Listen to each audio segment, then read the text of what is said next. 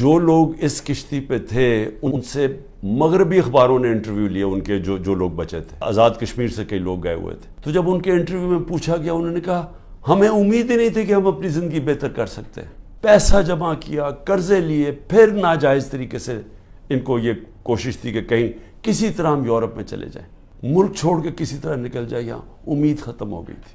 ہمارے غریب لوگ جن کے پاس اب بے روزگاری بڑھتی جا رہی ہے، آج صرف وہی نہیں صرف چھوڑ کے جا رہے ہیں، ہمارے 10 لاکھ پروفیشنل ملک چھوڑ کے چلے گئے اور جا رہے ہیں۔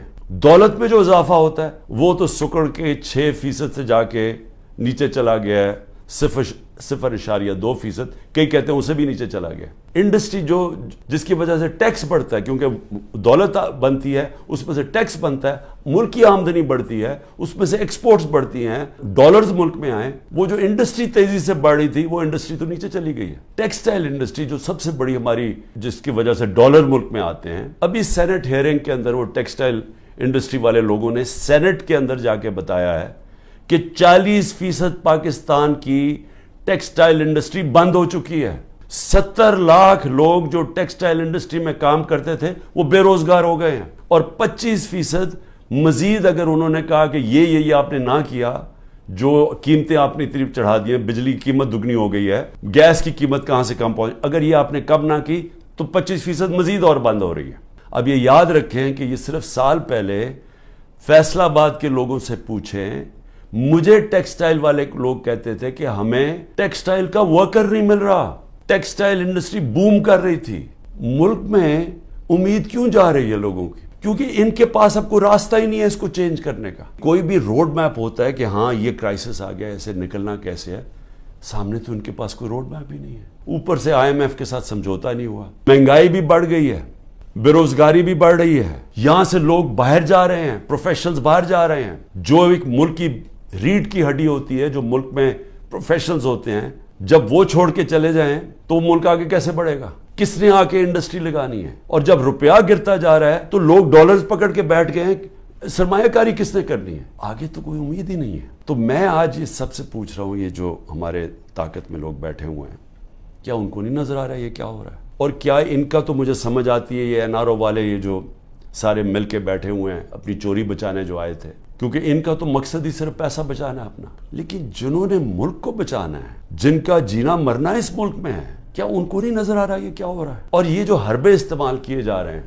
پلان یہ ہے کہ عمران خان کو راستہ کیسے روکنا اقتدار میں آنے سے۔ کون سا ذہن ہے جو یہ کر رہا ہے کہ لوگوں کے بچوں کے اوپر، اسکول کے بچوں کے اوپر ان کی دھمکیاں دیتے ہیں، عورتوں کے اوپر۔ اب یہ ڈاکٹر طاہر ایکس منسٹر رہ چکا مشرف کے دور میں، وہ ساری میڈیکل کمیونٹی جاتی ہے اس ڈاکٹر کو، اس نے اپنی پوری کہانی لکھی ہے کہ کہتا میں گھر میں مجھے پتہ ہی نہیں تھا، نہ میں کسی مظاہرے میں شرکت کی ہے، گھر میں آئے، مجھے اٹھایا، گھر میں توڑ پھوڑ کی، بندوق کے بٹ مارے بیوی کو، اس کو جا کے چکی میں ڈال دیا، جو کہ وہ سزائے موت والے قیدیوں کو ڈالتے ہیں۔ اس کے 2 مریض تھے، ایک مرگی کی مریض تھی، ایک اس کو سٹروک ہو چکی تھی، وہ ڈاکٹر تھا، 10 دن اس کو وہاں بند کر دیا۔ یعنی ایسے کوئی حیوانوں کے آرڈرز دیے ہوئے ہیں کہ جو ملے اس کو پکڑ کے یہ ظلم شروع کر دو اس کے اوپر۔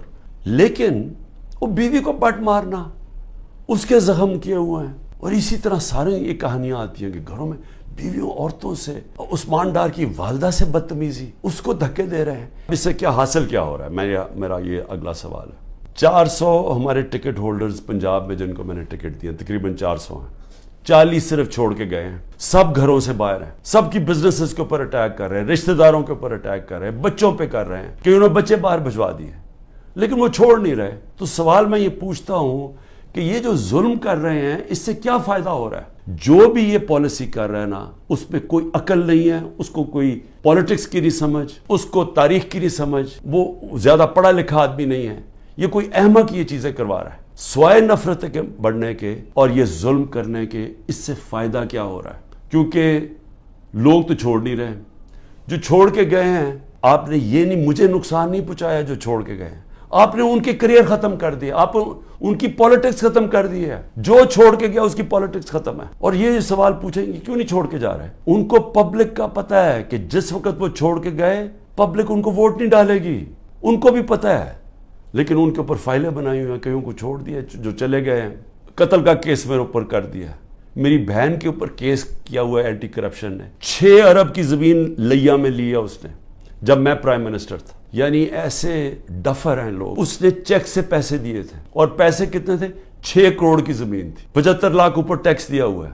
وہ چیک سے سارا دیا ہے. وہ چیک کے نمبرز ہیں, چیک کی ڈیٹ ہے. وہ میری بہن نے وہ کب یہ پراپرٹی خریدی؟ جب حمزہ شریف پنجاب کا چیف منسٹر تھا. میں پرائم منسٹر ہی نہیں تھا تب. تو اب سوچ لیں کہ یہ کس سطح کے اوپر پہنچ گئے کہ 160 کیسز ہو گئے میرے پر. کیا میں پیچھے ہٹ گیا ہوں؟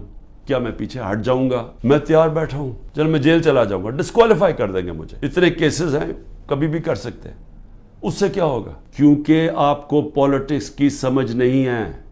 یہ پولیٹیکل انجینئرنگ بار بار فیل ہو چکی ہے. یہ جو آپ کرنے جا رہے ہیں, میری ذرا سن لیں بات. مجھے آپ ڈسکوالیفائی کریں گے, جیل میں ڈالو گے, تب بھی پی ٹی آئی جیتے گی. تحریک انصاف کا ووٹ بینک بڑھتا جا رہا ہے. یہ ظلم کی وجہ سے اور لوگ ہمارے ساتھ آ گئے ہیں. لوگ چھوڑ اس لیے نہیں رہے, لوگوں کو بھی پتا ہے, نیچے سے پتا ہے, پبلک ان کے ساتھ کھڑی ہے. ورکر کیوں نہیں چھوڑ کے جا رہا؟ ورکر جیلوں سے نکلتا ہے, اس کو سوچیں بری طرح رکھتے ہیں. وہ عدالت میں جاتا ہے, تحریک انصاف زندہ باد کے دعوے لگاتا ہے. وہ کیوں نہیں چھوڑا؟ کیونکہ قوم جب ایک نظریے کے ساتھ کھڑی ہو جائے, آپ ڈنڈے مار کے ان کو نظریہ نہیں ان سے نکال سکتے. یہ جو بھی پالیسی بنائی ہوئی ہے ظلم کرنے کی, یہ فیل ہو گئی ہے. یہ پالیسی کامیاب نہیں ہو سکتی. آپ جب بھی الیکشن کروائیں گے, میرے سے آج لکھ کے لے لیں, تحریک انصاف سویپ کرے گی. بلکہ آپ نے پی ڈی ایم کا جنازہ نکال دیا ہے. آپ نے ان پارٹیز کو بالکل جو رہی صحیح کسر رہی ختم کر دی ہے. یہ اب الیکشن ہی نہیں لڑنے کے قابل. یہ وہ الیکشن کوشش کریں گے, وہ جو ابھی کراچی کے اندر وہ جو میئر کا الیکشن ہوا, اس ٹائپ الیکشن. وہ میئر کا الیکشن تو ہو سکتا ہے انڈائریکٹ. جب جنرل الیکشن ہوگا اس ملک میں 25 کروڑ لوگوں کا, وہ کوئی کنٹرول نہیں اس کو کر سکتا.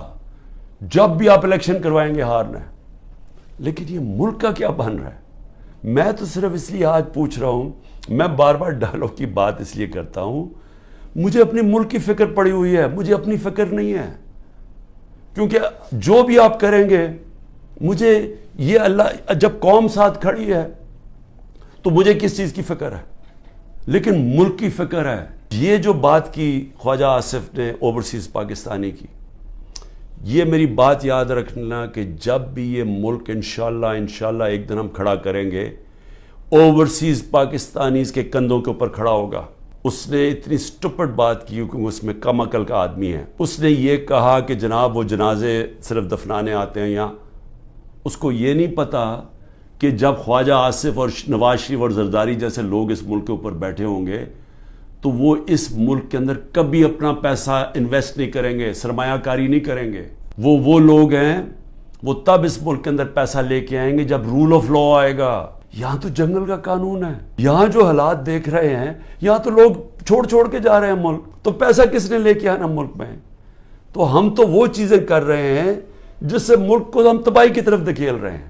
ہم تو وہ دشمنوں کا کام کر رہے ہیں سکل پاکستان میں. اس لیے میں آخر میں کہتا ہوں, ابھی بھی وقت ہے, بات چیت کریں. اگر تو آپ کے پاس کوئی گیم پلان ہے کہ عمران خان کو اگر ہم نکال کے تو ہمارا ملک ٹھیک ہو جائے گا, وہ مجھے بتائے, میں پیچھے ہٹ جاتا ہوں. لیکن اگر گیم پلان صرف یہ ہے کہ عمران خان راستے سے ہٹ جائے کیونکہ یہاں لوگوں کو اپنی ذاتی فائدے نظر آ رہے ہیں, لوگ اپنے این آر او مل جائے گا لوگوں کو, یا لوگوں کو اپنی پوزیشنز کی فکر پڑی ہوئی ہے, اگر صرف اس لیے عمران خان کو ہٹانا ہے تو عمران خان تو راستے سے نہیں ہٹے گا.